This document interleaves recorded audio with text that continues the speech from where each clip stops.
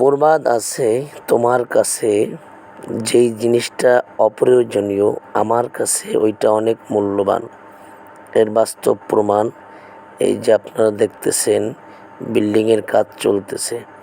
এখানে একদিক দিয়ে যেমনিভাবে ইটের গাঁথুনি চলতেছে, অন্য দিক দিয়ে প্লাস্টিকের কোমল পানীয়র বোতল দিয়ে ইটের কাজ চালানো হচ্ছে। বোতলের মধ্যে বালি এবং সিমেন্ট ঢুকিয়ে এগুলো শক্ত করে গাঁথা হচ্ছে। মালিককে জিজ্ঞেস করলাম, এতে আপনার লাভ কি? জবাবে বিল্ডিং মালিক বলল, প্লাস্টিকের বোতল দিয়ে কাজ করে যেমনিভাবে পরিবেশের ভারসাম্য রক্ষা করা যায়, তেমনিভাবে প্লাস্টিক দূষণ থেকে পরিবেশকে মুক্ত করা যায়। আর আর্থিক লাভ তো অনেক বড়।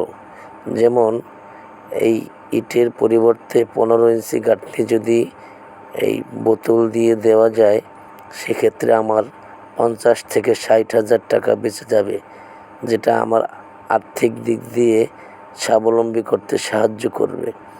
দেখেন, এমন প্লাস্টিকের গাঁথনি বহিরাষ্ট্রে বহুত আছে, বাংলাদেশে অনেক কম।